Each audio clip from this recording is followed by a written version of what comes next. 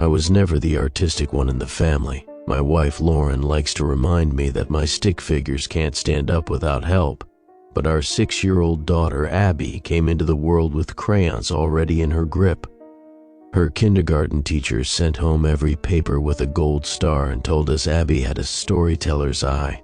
The refrigerator became her gallery, uneven houses under bright suns, crooked-toothed smiles, whole pages of swirling pinks and purples that she insisted were unicorn marshmallows. One rainy Tuesday after school, she hurried past me, ignoring her usual snack, and spread out on the living room rug.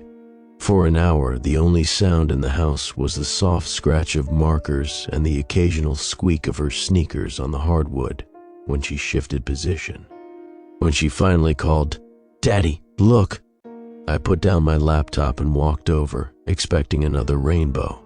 The drawing was a family portrait: Lauren, me, Abby, and her plush rabbit, Mr. Flops, a constant fourth in her pictures lately. But this time there was a fifth figure. Taller than the rest of us by half the page, it had no face, no hair, no detail beyond a smooth oval head and unnaturally long arms dangling nearly to the ground. Abby had colored it a washed-out gray, pressing lightly so the white paper showed through. It stood exactly between Lauren and me, one hand resting on each of our shoulders. Something in the tilt of its blank head suggested it was looking down at Abby, who held Mr. Flops and smiled up at it. I forced my voice to stay cheerful. "Who's your new friend, sweetheart?" "That's the tall one," she said, as if I should have known. "He helps tuck me in when you're asleep. At night?" "Mm-hmm. He's gentle. He hums so you won't wake up." She handed me a peach crayon. "You forgot your cheeks, Daddy. You need color." Lauren laughed when I recounted the conversation at dinner.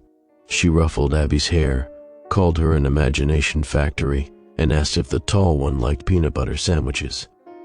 Abby answered matter-of-factly that he didn't eat, but sometimes he poked his head in the fridge to feel the cold. We exchanged the kind of indulgent smile parents practice when their child insists there's a dragon under the bed, amused, slightly sentimental, and eager not to crush wonder. Yet something about that faceless gray smear bothered me long after Abby fell asleep. At 10, I peeked into her room to kiss her goodnight. The hallway night light cast a wedge of gold onto her comforter. She lay curled around Mr. Flops, breathing slow, oblivious.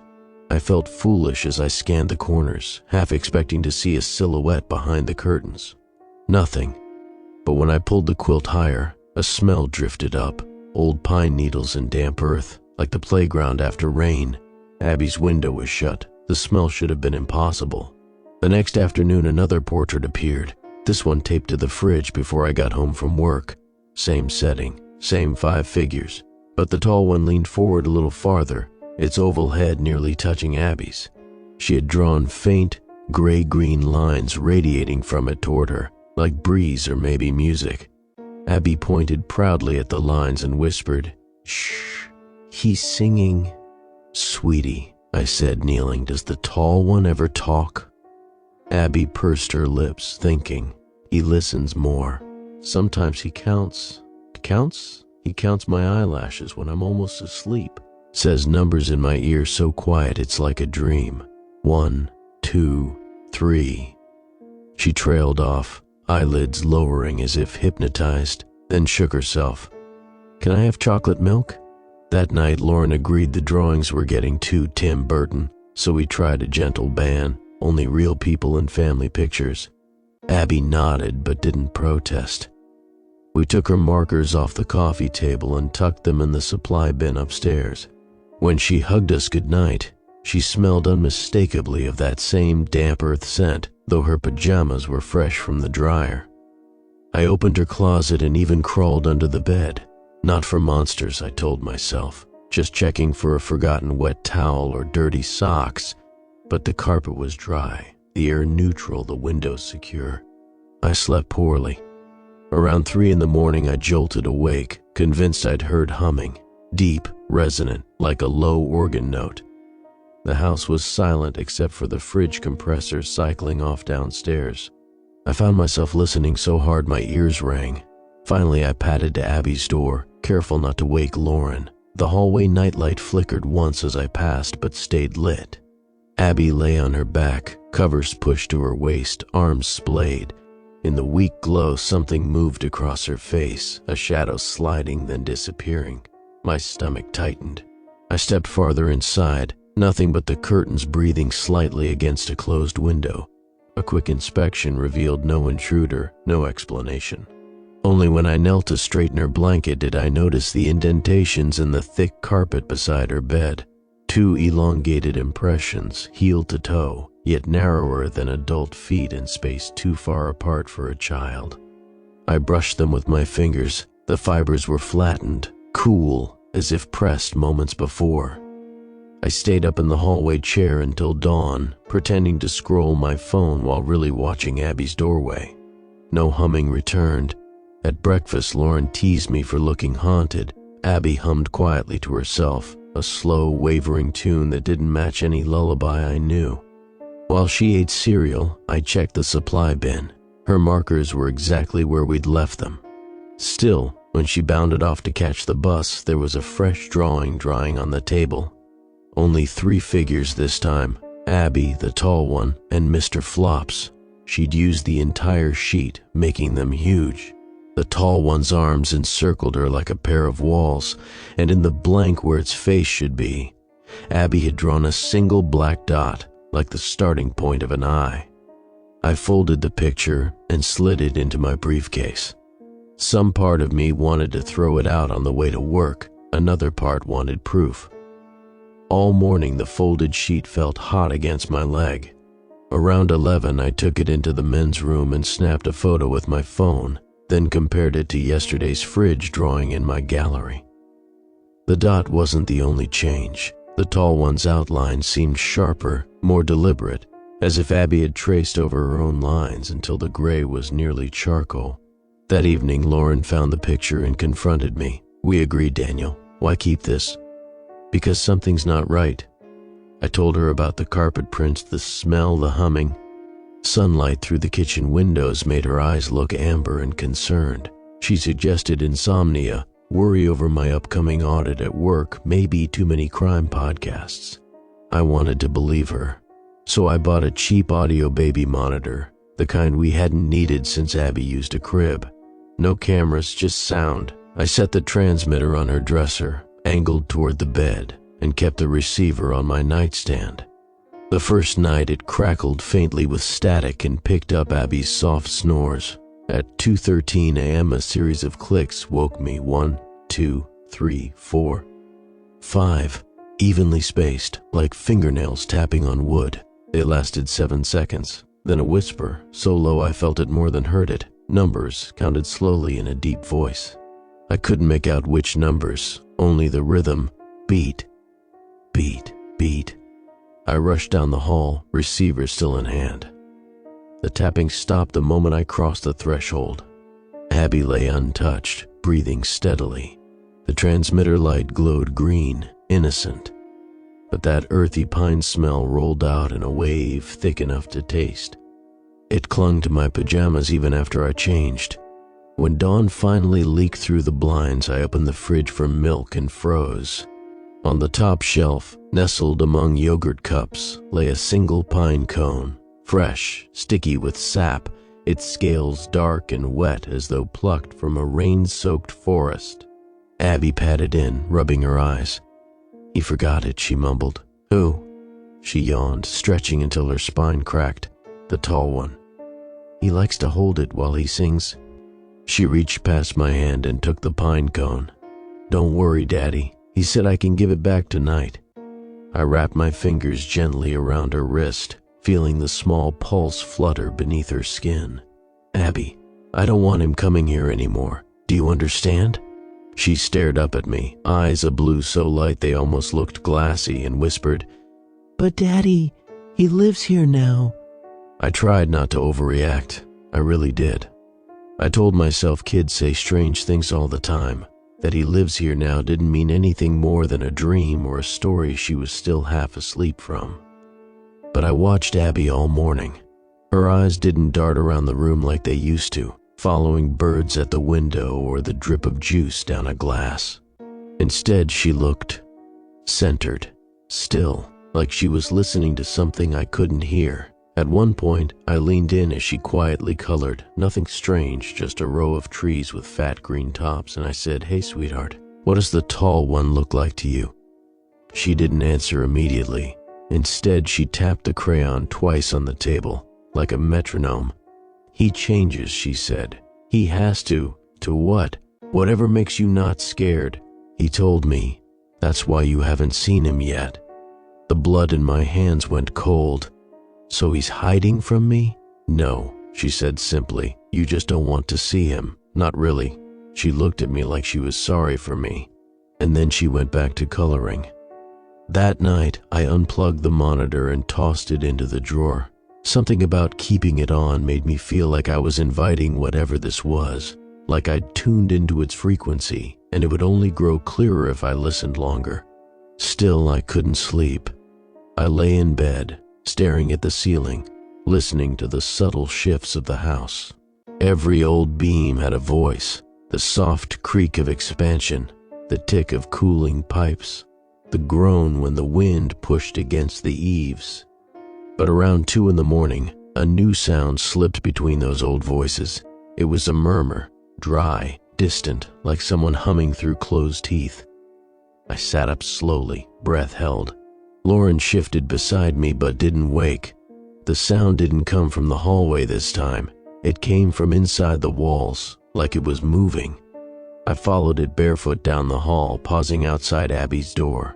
It was silent now, the kind of silence that strains your ears.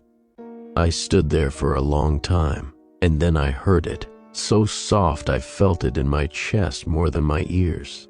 A creak, a shift of weight, something heavy settling into a crouch. I flung the door open. Abby's bed was empty. The sheets were pushed down, her pillow dented, Mr. Flops lying face down on the floor like he'd been dropped.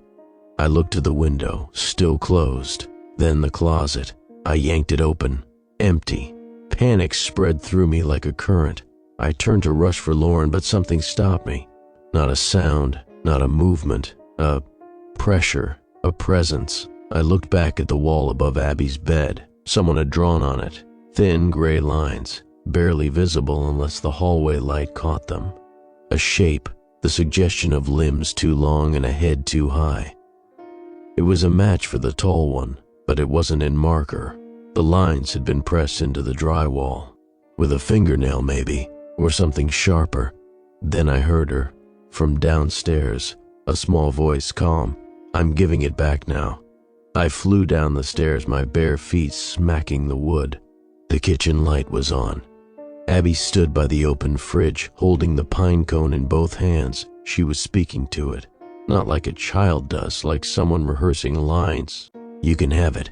You don't need to wait anymore. I'm ready." I grabbed her by the shoulders and turned her around. "Abby, you scared me to death," I said. "What are you doing?"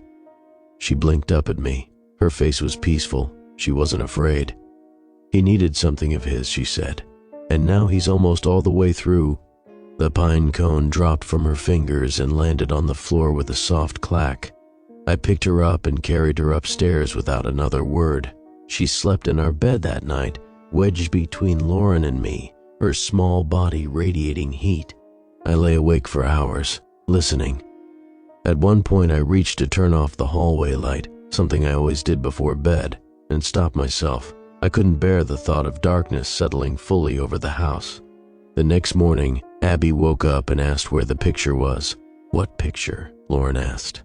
"The one I left on the table," she said, "with the lake and the trees and him standing behind them." Lauren looked at me. I shook my head. I hadn't seen any new drawings. We checked the kitchen table, the counters, the living room. Nothing. I even looked in the trash, lifting paper towels and banana peels. No drawing. I checked the crawl space under the stairs. I don't know why. I hadn't been down there in years. But the hatch was ajar, only by an inch, but enough to notice. The space beneath was cramped, musty. As soon as I pulled the panel back, that same pine earth scent rushed up like breath. There were pages down there. Dozens of them. some folded, some crumpled, all smeared in gray. The tall one again and again, but not always standing still. Sometimes he leaned, sometimes he crouched behind bushes. One showed only his hands, stretched long, open, waiting. At the bottom of the pile was a drawing of the house, our house, but there was no sun in the sky.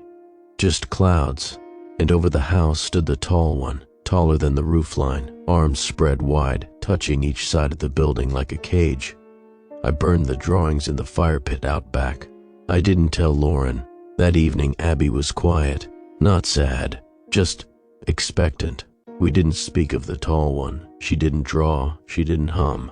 But before bed, she came up to me while I was brushing my teeth. "Do you still not see him?" she asked. I turned to her, toothpaste still on my lip. "See who?" She touched my hand. Her fingers were cold. "He's been standing next to you for days, Daddy." I wiped my mouth and looked over my shoulder. Nothing there, but I couldn't bring myself to move. Abby smiled. "It's okay, he doesn't mind. He said some people never learn how." That night, she asked to sleep in her room again. Lauren looked at me like I should say no. I hesitated. I was tired. My bones ached with it. Against every instinct, I nodded. "Okay, just call us if you need anything." She didn't call. At 3:14 a.m., I woke up gasping. The house was vibrating, not audibly, but subtly, like something was breathing through the floorboards. I checked the monitor. It was off. I reached the hallway and stopped cold. Abby's door was open. Light poured from her room. Inside, every crayon she'd ever owned was arranged in a circle on the floor. And on the bed, a new drawing, still wet, just her, and the tall one. No parents, no Mr. Flops, no house. Just a wide, empty place behind them, like a desert or another world. She had written something at the bottom in shaky blue letters. "I'm going now. Don't be sad. He said I can wave from the tall place," and she was gone. Her bed was cold. The window was closed. But in the corner of the room, the faint impression of 2 long footprints pressed into the carpet. We called the police, of course. That's what people do when their child disappears without a trace from a locked room in the middle of the night. They came in pairs. First, a young officer trying hard to sound calm, then a detective with a weary face and a notepad full of questions that didn't seem to fit. No, the window wasn't broken. Yes, we'd checked everywhere in the house. No, we didn't hear anything. Yes, she'd been acting a little strange. I didn't tell them about the tall one. Not because I didn't believe it anymore, because I did. And I knew how it would sound. Lauren sat in the living room with a blanket wrapped around her shoulders, eyes locked on the front door. She didn't speak much, just whispered, "She's not outside. She's not anywhere. They sent a K9 unit." Neighbors stepped out in pajamas and coats, whispering behind their hands. Flashlights swept through yards. At some point, someone marked our lawn with yellow tape, though no one told us why. In the hours that followed, everything around me turned mechanical. I answered questions, signed a form, tried not to scream. Inside, I kept seeing that drawing. "I'm going now. Don't be sad. He said I can wave from the tall place." I stared at that one line so long it blurred. The tall place. That's what she'd called it. Not a mountain, not a tower, just tall, like the one who took her. They found no footprints outside, no signs of forced entry, nothing on the security cameras from nearby homes. One of the search volunteers suggested maybe she'd gone into the woods behind the neighborhood. I walked those woods myself, long after the official search was called off for the night. They felt wrong, not in the horror movie sense, not full of twisted trees or sudden screams. They felt distant, like I was walking into a place that had slipped sideways from the rest of the world. I found a spot where the underbrush had been crushed in a rough circle, pine needles flattened in a ring. At the center was a single gray crayon, worn nearly to the paper. I kept it. By the 3rd day, the news crews had pulled away. The flyers we'd taped to every light post curled at the corners in the heat. Lauren stopped coming out of the bedroom. I answered the phone, but it was always the same, updates with no update. No sightings, no suspects. She had vanished. The picture remained taped above her bed. I started sleeping in her room, not because I expected her to return, but because I couldn't stand the thought of her sleeping alone there the last time. Each night, I left the lamp on and sat in the chair by the window, eyes fixed on the drawing. He looked closer in this one, the tall one. His hand nearly touched hers. That black dot in the middle of his face was bigger now too. Still small, but more than a suggestion, more deliberate. Sometimes I thought I saw faint lines behind him, like other shapes were drawn in pencil and then erased, but never fully. One night, around 2:30, I noticed the circle of crayons she'd made on the floor had been disturbed. I hadn't touched them. Lauren hadn't set foot in the room since Abby disappeared. And yet, 3 of the crayons had been moved, not rolled, placed, deliberately equidistant, forming a triangle inside the ring. Each night after that, more shifted. By the end of the week, there was a spiral in the center, curling inward like a fingerprint. That's when I started to hear the humming again. Not loud, not obvious. It came from the walls, the floor, the air, and every time I noticed it, I smelled pine. I began to think I wasn't alone in the room, not in the usual paranoid way. It felt observed, like someone was standing just outside my peripheral vision, waiting patiently for me to notice them. On the 7th night, I woke at 3:12 a.m. to the soft click of a crayon rolling across the hardwood. I didn't move, didn't breathe. From the corner of the room came a whisper, not a word, not a name, just a breath drawn between teeth. And then numbers, slow, deliberate. 1, 2, 3. I turned the light on so fast I knocked it over. The room was empty, but the spiral on the floor was complete, and at the center of it lay another drawing. Fresh, unsmudged. Abby, standing in a field of gray. Behind her was the tall one, his arms longer now, his head tilted toward her.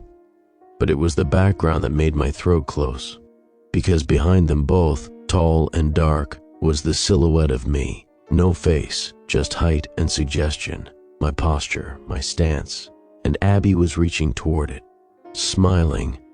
That's when I realized something. The tall one wasn't just appearing, he was teaching. He had been showing her how to draw him, slowly, subtly, each iteration more refined, more detailed, more correct. And now she was drawing me the same way. He was preparing her for something, or preparing me. I didn't sleep after that. I took down the drawing, burned it in the kitchen sink. The spiral I scrubbed clean with ammonia, but when I returned the next night, it was back. Not the spiral, not the drawing. The crayons, each one positioned exactly where it had been before, in the exact same pattern.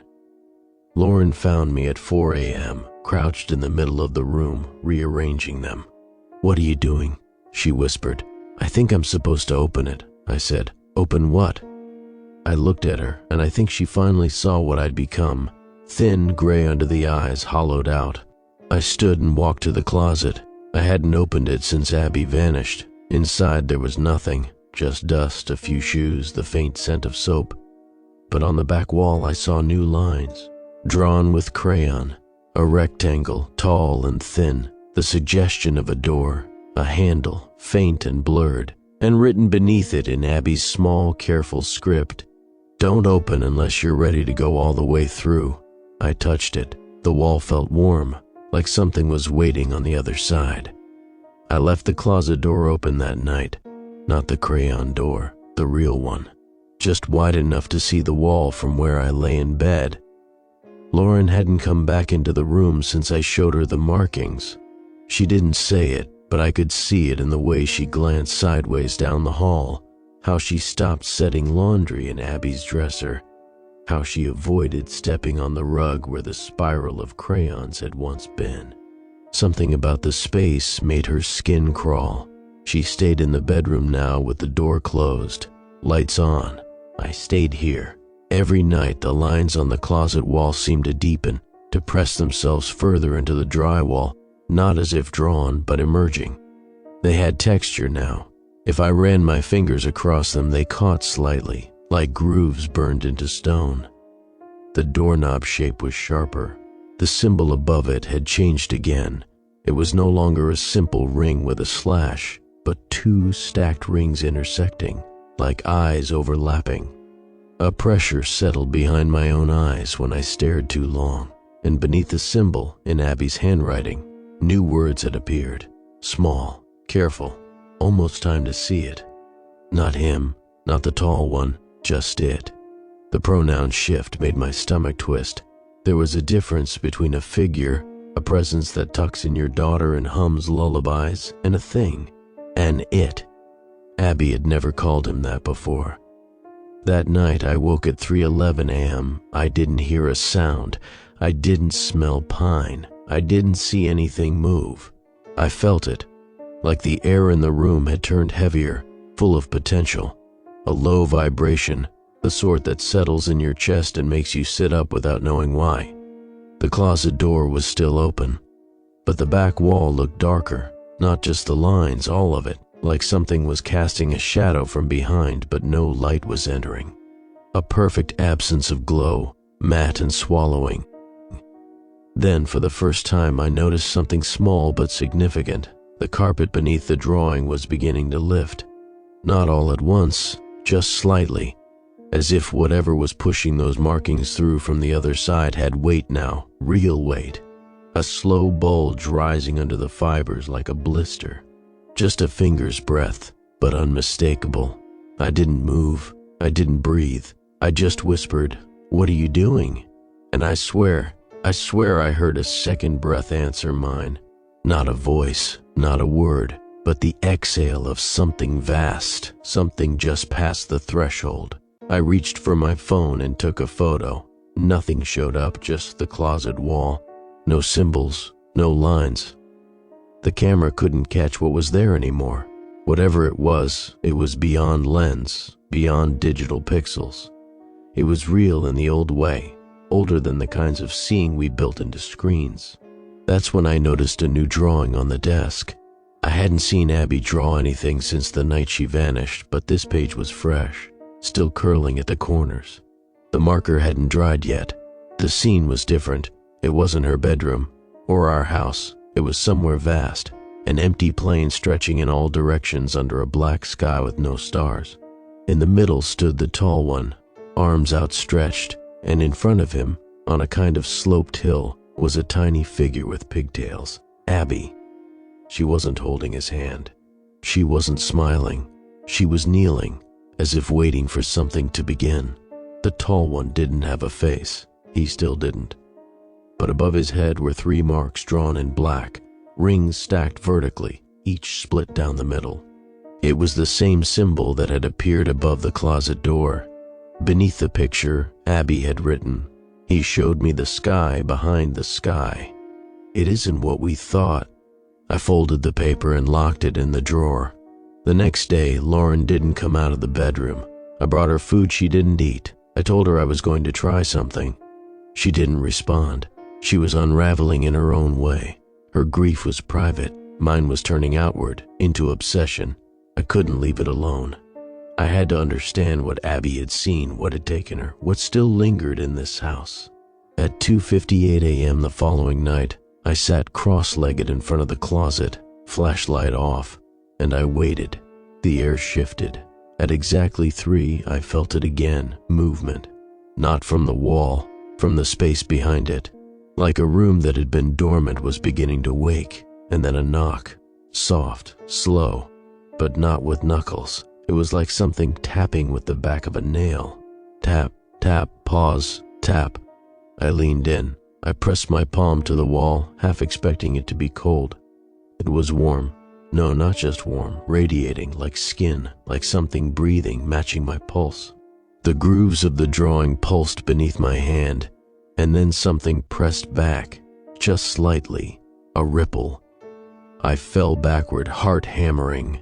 The wall held still. No more movement, but I knew something had pressed against me from the other side, and then I saw it. A new drawing, not placed this time. No, it was wedged through the baseboard crack, curled like a message bottle pulled from the sea. It showed the same black sky, same flat, empty plain, but the tall one was no longer centered. He was turning, as if looking behind him, as if something else had joined him. In the far background, drawn faint and shaking, were spires, impossibly tall, thin towers that bent at unnatural angles. They had no doors, no windows. They rose into the black sky like needles of bone. And on the hill with Abby stood other figures, small, childlike, all facing away, all watching what the tall one was watching.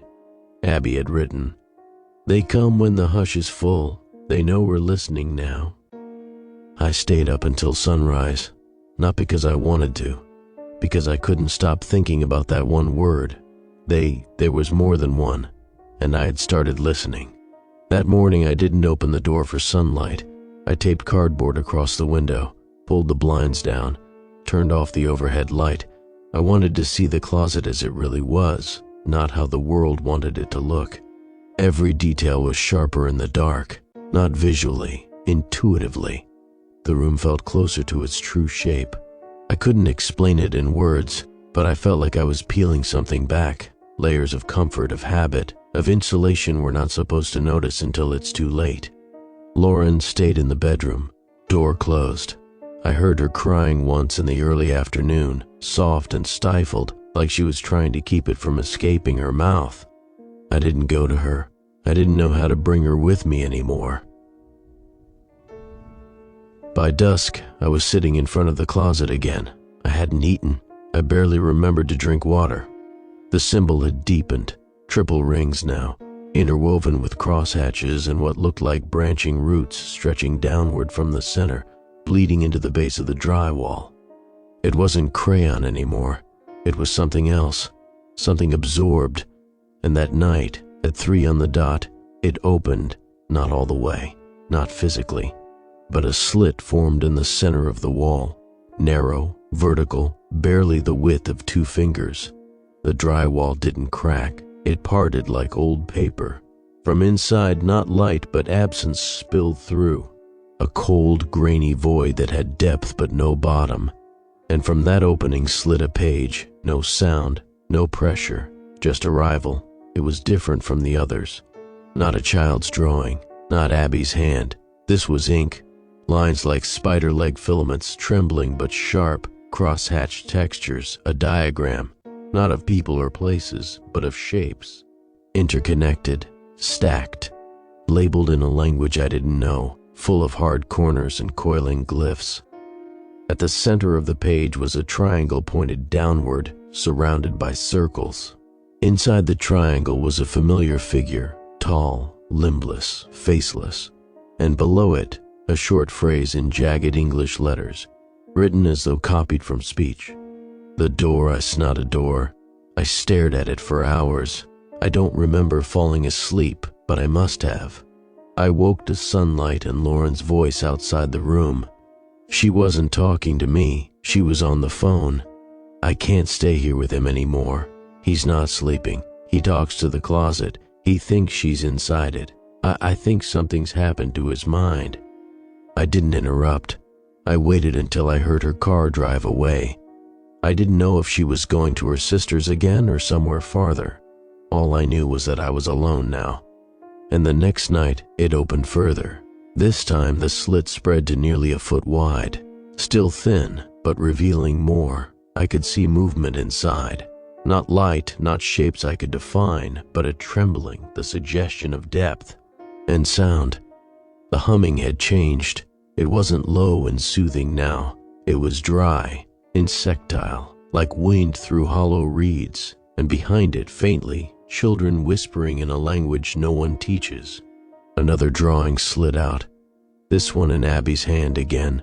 She was standing at the edge of something, a ledge or precipice. Beneath her stretched not a valley, but a mouth, open, circular, filled with concentric rows of teeth. No gums, no tongue. Just rings and rings and rings of fangs, each larger than her. and the tall one stood behind her with his arms raised, not in comfort, in invitation. She hadn't drawn herself smiling this time, and in the corner of the page, almost an afterthought, "I think he's showing me the way home." I nearly tore it in half, but my hands wouldn't move, because I didn't believe she was dead. I believed she had gone somewhere, and whatever it wasn't over yet. That afternoon I tried talking to the closet. I felt stupid at first, like a lunatic whispering to drywall, but I sat cross-legged on the floor and spoke softly. "Why her? Why us? What do you want from me?"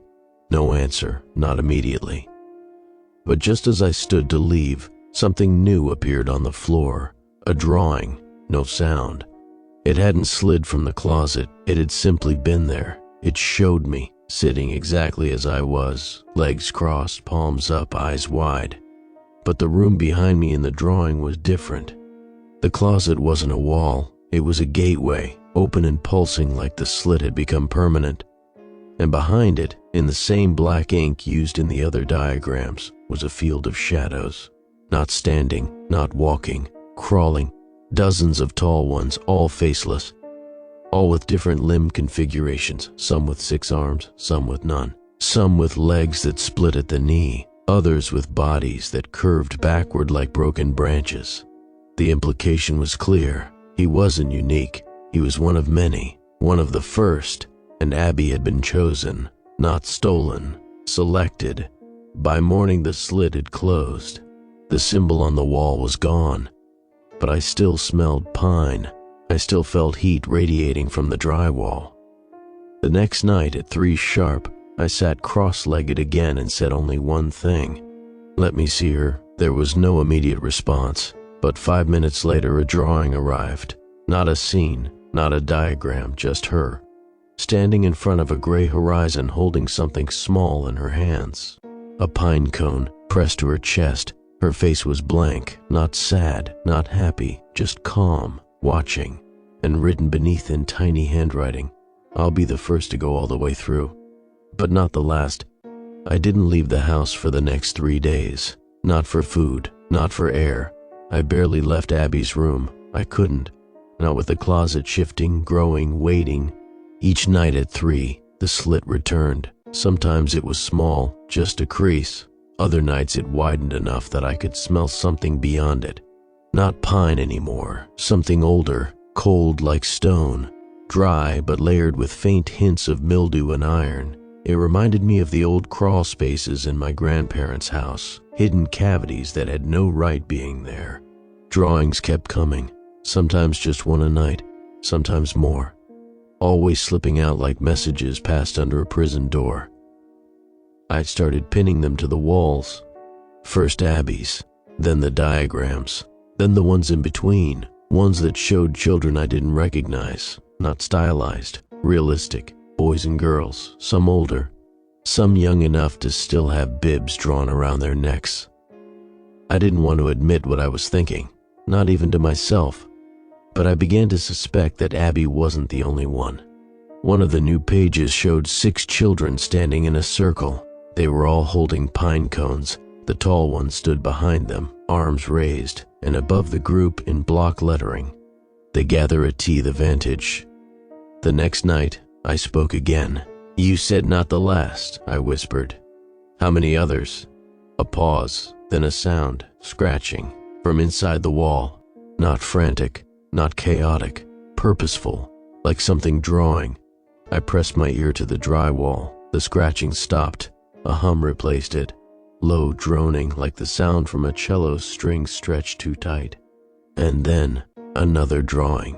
I pulled it from the floor and stared. This time, no figures, no symbols, just names, hundreds of them, scrawled in long, spiraling columns. Children's names, some plain, some strange, first names only. Abby's name was near the top, written faintly. Below hers were many more I didn't recognize, but 3 names were circled in red ink. One of them I did recognize. Cassidy M. I froze. Cassidy was Abby's classmate, the girl who always wore ladybug rain boots even on sunny days. Her mom had volunteered at the last bake sale. I remembered suddenly that I hadn't seen her on the missing posters, hadn't heard her name during the search. I picked up my phone and opened the school's website, scrolled to the staff contacts, pulled up the teacher's email and typed, "Hey, this is Abby's dad. Sorry to bother you, I had a strange question. Do you know if Cassidy M. has been in class this past week?" I stared at the screen for nearly 30 minutes before giving up, but 5 minutes later, a response came. "Hi. She moved last week. Parents withdrew her suddenly. No forwarding info. Sorry. Things have been a little chaotic." No, they hadn't. Things had been quiet. Cassidy was gone. Another name on the list. I read the other circled names. They didn't mean anything to me, not yet. But I knew they were real. And I knew that somewhere, someone else was staring at a wall and seeing a slit widen slowly. We weren't special, we were just next. That night, something new emerged from the opening. It wasn't paper, it wasn't a drawing, it was a strip of fabric, children's pajama cotton, patterned with moons and rabbits. Torn at one edge, I knew the pattern. I remembered folding it, Abby's pajama top. I pressed it to my face. It was warm. Still warm, and for the first time in 10 days I cried. Not the numb, bitter tears that come from confusion or anger. These were hot, alive, real. She was alive, somewhere beyond the slit, and that meant I could get her back. Even if it meant crossing through, even if it meant leaving the rules of our world behind. The next night, I sat facing the wall again. And when the slit opened, I whispered, "Take me instead." No answer, no drawing, nothing. Just the widening space and the sound of that endless slow hum. But when I turned around to leave, a new paper had appeared near the door, taped to the wall, though I'd never seen tape used before. It wasn't a drawing, it was a map, crude but purposeful. One central tower like a spire of bone. Around it, concentric rings of smaller structures, places, paths, dots marked along the way like steps. It wasn't labeled in English. The symbols were the same script as before, impossible to read, but strangely rhythmic, like they were meant to be sung. And drawn at the very bottom, in Abby's hand, "This is what you'll see if he lets you through." I stared at the map until my vision blurred. Then I opened the drawer, took the lighter, and held it under the edge of the page. The paper curled but didn't burn. Instead, it let out a low sound, like a sigh. I dropped it. And that's when I noticed the floor beneath me had changed. The hardwood no longer groaned. It throbbed, faint, barely perceptible, but rhythmic, like a pulse. Like the house had started to breathe. The floor pulsed beneath me. Not like the vibration of machines or distant trains, but soft, steady, and living, a heartbeat buried in the foundation. I didn't leave Abby's room after that, not because I couldn't, but because I knew I'd never be able to come back. The air was changing. It was heavier now, not humid, not thick with heat. It carried a kind of density, like it had begun to gather. Not dust, not scent, something else. Something that hovered in each corner just past reach, waiting for me to breathe it deep. The slit in the closet didn't close at dawn anymore. It stayed open, just barely, like a watching eye, and from it, things continued to slide through. A dried leaf, wrong for the season, wrong for any tree I'd ever seen. Its veins were too symmetrical, almost etched like letters, a shard of something bone-colored and smooth. A sound, so brief I almost convinced myself I'd imagined it, a soft scuffle, like bare feet turning on stone. I spoke less. I kept the map unrolled on the floor. I tried to trace its contours each day. I knew it wasn't a literal place, not a territory I could drive to, but it had weight, geometry. The central spire appeared on almost every drawing now, a long tapering column that reached into the sky and dissolved into blackness. Abby had begun labeling it, over and over in her child's handwriting. The vantage. It showed up even in her older drawings now, ones I'd thought were just pictures of our family or her school. It had been hiding in the backgrounds, pale and crooked, peeking above houses, at the edges of fields, always watching, always there. I took one of the earlier drawings and held it up to the closet wall. The lines aligned, the position, the angle, the slight lean of the tower, it all matched. This door had always been pointing there. I started losing time. One night I found myself standing at the closet threshold, hand hovering inches from the opening, without memory of rising from the chair. Another night I found drawings I didn't remember being delivered. One was taped to my chest when I woke. It showed a man kneeling, hands extended into the dark, and something reaching back, not with hands, with tendrils, with long jointless arms that coiled around him not violently, but gently, like the limbs of deep-sea creatures pulling prey into warmth rather than death. The words beneath it, "Don't worry, it helps you forget." I tore that one up, burned it in the sink. The smoke curled unnaturally, forming spirals that matched the ones Abby used to draw as suns. That night, the slit grew wider, not all at once. It grew like skin tearing from pressure on the other side. And this time, something passed through that was not a message. It was a sound, not from a drawing, not from behind the wall, inside the room. A voice, soft, Abby's voice. "Daddy?" I froze. She sounded close, not muffled, not distant. Close. I turned to face the slit, but it was empty. Then again, behind me. "Daddy, it's okay." The air moved, not like a breeze, like a shift in presence, a hand passing near your face in the dark. "I'm not scared anymore." I whispered, "Where are you?" And from inside the closet just past the veil of shadow, I heard it. "I'm just ahead of you." Another drawing slid out. It showed a hallway, long, endless, lit from above by white globes that glowed like moons. Along each wall were doors, some open, some cracked. In the center, a figure walked forward, stick-thin, head bent, one hand outstretched. Not Abby, not the tall one, someone else. And drawn at the bottom, in Abby's hand, "You have to walk the hall before you get to the vantage. Everyone does." I slept on the floor that night, right up against the closet. I pressed my back to the wall. I wanted to feel the heartbeat again. I needed to know it was still there. It was, but faint, fainter than before, as if the threshold was pulling inward, or receding, or preparing. The next day, if it was a day, I found the doorway larger. 3 feet now, a perfect vertical slit, tall enough to step through if I crouched. And inside it I saw space, not color, not light, space, shifting, folding, unreliable, like trying to look through heat. But I could make out the beginning of the hall Abby had drawn, white globes above, door frames along the edge. I pulled a chair to the edge and sat staring in. No drawing came that night, but I didn't need one, because I saw it, not fully, just the shape, at the far end of the hall, unmoving. The tall one. It didn't look at me. It didn't raise its arms. It just stood, half in silhouette, half in fog, watching something deeper in. I stared for hours, unsure whether I was breathing. And when I finally blinked, it was gone. But something new was in the room. A photograph, laid neatly on the floor behind me. A real photograph. Glossy, developed, slightly curled at the edges. It showed Abby, standing at the foot of a massive white tower, arms raised, pine cone in her hands, and behind her, stretching across the sky, were figures.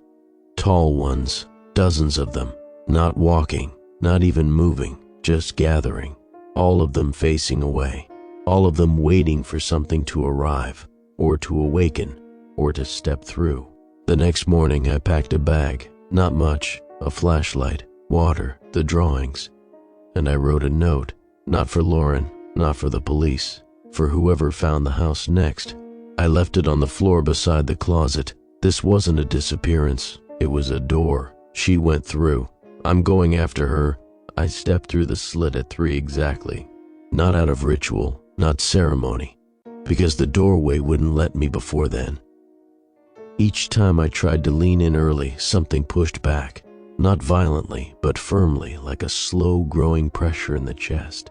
The message was clear, not yet, but that night, as the minute ticked over, the resistance softened, the pressure receded, and the slit opened just wide enough to let me through. The drywall didn't crack, the wood didn't bend. I walked into something that wasn't part of the house anymore, not even part of our world. The first thing I noticed was how wrong the air felt. Dry, but not empty. It wasn't air in the breathable sense. It tasted flat, burnt, like it had been filtered too many times through dead lungs. The floor beneath me was smooth and gray, like stone that had been worn down by centuries of movement. It wasn't cold, it felt body warm. Above me stretched a ceiling I couldn't see. Only those white globes floated there, soft glowing like distant moons, no visible source holding them up, just suspended in the air. They lit the hallway in perfect intervals. The corridor stretched forward in both directions, endless. Each side was lined with doorways. Every door was tall, narrow, all shut, no markings, no handles, except one. The first door on the right. It was open, just slightly, a crack. The kind a child might leave if they were afraid of the dark. I stepped forward, no sound. My footsteps didn't echo, the floor didn't react. It felt like walking on still water without the splash, silent but filled with tension. I passed the first door. Inside was a room the size of a closet, lined with paper, drawings, pinned along the walls, hanging from thin threads, dangling like wind chimes without wind. All of them done in child's handwriting, some sloppy, some practiced, different hands, different colors. But they all had the tall one in them. Some showed him standing in fields, others crouched beside beds. One showed him under a kitchen table, too tall to fit, knees bent awkwardly, face pressed against the underside of the wood. Another showed a girl with a broken arm being hugged by him, no face, just arms around her gently like hospital linens, and written at the bottom, "He came when no one else did." I stepped out and continued down the hall. More doors, more cracks, none wide enough to step through. At the 8th door I saw another open wider. Inside this one, a single chair. A child's backpack sat on the floor beside it, still zipped, still clean. On the wall above, a photo was nailed in with rusted pins. Abby, wearing the dress she'd drawn herself in 100 times, blue with tiny suns on it. Her face was caught mid-smile, not posed, not forced, the kind of joy that can't be recreated. I stepped closer. Someone had written under the photo in dark red marker, "You don't take them, they follow." I kept walking. Somewhere in the distance something scraped, not metal, not claws, something large, like stone being dragged slowly across a floor of bone. I didn't run. I didn't turn, because up ahead I saw it, a curve in the hallway, and beyond it, the base of the spire, the vantage. It rose straight up into the impossible, white at its base, but fading into shadow after a few stories. I couldn't see the top, no ladders, no lights, just bone-smooth walls streaked with lines, some vertical, some spiraling like veins, and gathered at its base were the others. Children, hundreds, all silent, all facing the tower. They didn't turn when I approached. They didn't move. They simply stood, spaced evenly apart, each holding something in their hands, pine cones, drawings, torn pages, broken toys, offerings. The air here was different, heavier, like it had been compressed by centuries of watching. I stepped closer, and finally one child did turn. Abby. Her face was the same, but older, not physically, emotionally. Her eyes didn't carry that same light. They held depth, a softness that came from having seen something and survived it. "Daddy," she said. I reached for her, but she didn't move. She didn't smile. She just held out her hand and placed something in mine, a drawing, done in graphite, careful, etched with perfect lines. It showed a circle of children surrounding the tower, and above them, in the sky, not stars, eyes, hundreds of them, watching. And beneath the tower, in its foundation, the tall one's arms curled like roots, not grasping, anchoring. He wasn't a traveler. He was planted, and he had grown. "I wanted to tell you," Abby whispered, "but I couldn't say it. It doesn't make sense in your voice. In my voice? They hear your voice and it turns into something else, like fog. You have to be small to say it right. You have to need it." I knelt beside her. "Why didn't you come back?" She looked at me then, and for the first time since I'd stepped through, her face changed. Her eyes trembled. Her lips parted. And in the smallest, most broken voice I've ever heard, "Because it's better here." Behind her, the tall one emerged, silent, towering, as he always had been. No face, no bones, just presence. The children didn't scream. They didn't move. They stepped aside. He passed between them like a tide through grass, and Abby stepped toward him. He lowered an arm, not wrapped around her, not lifted, lowered, an invitation. She turned to me one last time. "You followed me," she said, "but you can't stay." The others echoed it. One voice, then 5, then 20. "You can't stay, you can't stay, you can't stay." They weren't cruel. They were kind, gentle, like nurses at a bedside, explaining why it's time to let go. And then the tall one raised both arms, and every door down every hallway opened. When the doors opened, the hallway didn't flood with noise. There was no rush of wind, no roar of release. Just a shift, a change in the air, like something deeply hidden had exhaled for the first time in a long, long while. Each door opened to blackness, not just shadow, but full absence. Each frame led into a space that refused to reflect light. I couldn't even see their edges once they opened, just narrow, vertical cuts in reality, identical to the one I had stepped through from Abby's room. But I could feel what was behind them, not visions, not memories, possibilities. The air in the hallway was no longer stale, it was charged. Every hair on my arms lifted. Every nerve leaned forward. The tall one stood unmoving beside the spire, his form still faceless, but full of attention, watching, not with eyes, with intent.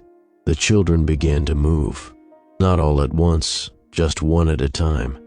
Each stepped silently toward one of the doors. No order, no summons, just instinct. They knew which one was theirs. I watched a boy no older than 5 walk into a narrow frame of darkness holding nothing but a broken toy car. Another girl with tangled braids cradled a faded book in her arms as she disappeared into another. None looked back, none hesitated, and each door, after accepting its child, closed behind them, not abruptly, slowly, as if being sealed by something waiting inside. I turned to Abby. She was still beside me, still watching. "Where do they go?" I asked. She didn't answer right away. Her head tilted slightly, the way she used to when hearing music just out of reach. "They're not doors to places," she finally said. "They're doors to selves." I didn't understand. She must have seen it on my face, because she knelt and traced a small circle on the ground with her finger. "You remember how I used to draw us?" she asked, smiling, standing in front of our house, holding hands. I nodded. She drew another circle beside the first. And then I started drawing him. Her finger etched a tall oval between the circles. At first I thought he didn't belong. She smiled faintly. But then I saw he wasn't in the picture. We were in his... Something moved behind the doors. Not a sound. A pulse. Each of them for just a second shimmered with something just past perception, like a mirror that refused to show your reflection but knew it. I asked her again, "Why can't I stay?" Her smile faded. "Because you're full," she whispered. "Full." She placed her small hand on my chest. Grown-ups are full of weight, of shapes, of what they think the world has to be. That's why your door's behind you. That's the only way in. I turned. The slit I'd entered from, the one in Abby's closet, was still there. But it had shrunk, narrower than before, curling at the edges like paper beginning to burn. "You have to go now, Daddy. I don't want to leave you here." She shook her head. "You didn't bring me here." I didn't argue. because something deep inside me knew she was right. Abby had found something beyond grief, beyond fear, beyond even childhood. She hadn't been taken, she'd been called, and now the doors were calling others, each one slowly, gently, claiming another child with something hollow in their life, each one a doorway to a different possibility. I looked again at the tall one. He had not moved, but I understood now. He wasn't a captor, he wasn't a monster, he was a shepherd. He stood at the point where all the halls converged, where all the doors could be watched, where all the paths could begin. A gatekeeper of strange mercy. And when Abby stepped forward toward one of the final open doors, I wanted to run after her, beg her to stop, pull her back. But she paused, turned, ran back and hugged me. She didn't say anything, didn't need to. Her body was warm, her hands were real, and then she stepped away, walked into her door, and disappeared. The frame closed behind her, gone. I stood there for a long time, longer than I can explain. The tall one never moved, but I felt him watching, not with judgment, with understanding. He wasn't waiting to trap me, he was waiting to return me. My slit, my exit was nearly gone, fading like fog in heat. I took one last look at the tower, then back at the doors, dozens still open, more than half now closed, more than half claimed. This place was filling, not with people, with finalities. I stepped backward into the slit, and the hallway vanished. When I stepped back through the slit, I expected the room to feel different. It didn't. The walls were still pale blue. The ceiling fan still spun slowly overhead, swaying the pull cords in a lazy arc. Abby's bed was still made, untouched since the night she vanished. The carpet still bore the faint outline where I'd knelt so many nights in front of the closet. But the closet? The wall was smooth, completely. No slit, no markings, no symbols scorched into the drywall, just bare white paint. It was gone, not sealed, gone, as if it had never existed. I stepped forward and pressed my palm against the surface. Nothing but drywall, no warmth, no vibration, no pulse, and the house was silent, too silent. I walked through it like a stranger, half expecting to find signs that no time had passed, or that far too much had. But everything was exactly where it had been. My half-drunk coffee sat cold on the counter. Lauren's keys still hung by the door. The calendar on the wall still read the same date. Less than a day had passed. I don't know what I expected. Some kind of rupture in time. Some trace that I'd stepped into another world. But instead, the world I returned to had remained perfectly still, like it hadn't even noticed I was gone. Lauren didn't come home that night. I didn't call her. What would I say? I wandered the house, touching objects like I was trying to wake them up. The fridge, the TV, the edge of the couch. I half expected them to respond, to see me, but nothing did. The only change came when I re-entered Abby's room. On her desk, resting exactly where she used to leave drawings for me to find, was a single sheet of paper, new, uncreased, drawn in careful lines. It was a picture of the hallway, the one from beyond the slit, but this time it was empty. No children, no doors, just the tower in the distance, faint and half-finished, like the picture had been drawn too soon or left incomplete. And beneath it, written in perfect handwriting, "I'll draw the next part when it's time." No signature, but it was her, I knew it. And for the first time in weeks I sat down and cried without shaking. Not from grief, from knowing. She was somewhere I couldn't follow, not because I wasn't allowed, because I wasn't meant to. The days passed. I stopped sleeping in the room, but I didn't close the door. Sometimes I'd hear something from inside, papers shifting, crayons knocking lightly against each other. Once I thought I heard a child's footsteps pacing slowly, but there was never anyone there. Just one new drawing each week slid onto the desk like clockwork. None of them showed her face again, but they showed the world, the way it grew, the way new doors opened. Sometimes I saw shapes standing near the tower. Other times, just symbols, spirals, rings, interlocking loops like the ones I'd seen etched into the closet wall. They were building something, or waiting for something to finish, and all I could do was bear witness. I never tried to explain it to anyone. I filed the police report. I sat for the interviews. I nodded when the detective called it an unresolved disappearance and told me to stay hopeful, but I knew better. I wasn't waiting for her to come home. She was home, just not here. The last time I spoke to Lauren, her voice was quiet, hollow. She asked me if I still saw signs. I told her yes. She said, "Then I'm not coming back." And she hung up. I understood. She needed to move on. She needed to close the door the way the world had taught her. But I couldn't. I'm not a parent of a missing child. I'm the last person who knows.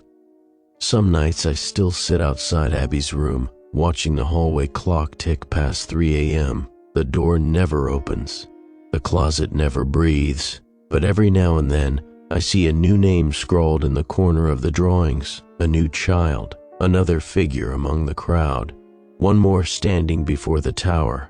And once, in the bottom corner, Abby had written, "There are more than you think. Some hear humming, some draw doors, some feel the pulse and never tell anyone." I taped that one to the wall beside my bed, not because I needed proof, but because someday someone else might. Someone whose daughter starts drawing strange pictures. Someone whose closet starts listening. Someone who smells pine where there shouldn't be pine. I don't know how long the tower will keep growing. I don't know what happens when all the doors close. But I know this. You don't have to walk through a doorway to be pulled to the other side. Sometimes the picture finds you, and when it does, you either learn to look away, or you start to see the frame around everything, even the things that shouldn't have one, even the people, even yourself. You start to wonder what part of you has already been drawn, and whose hand is holding the crayon.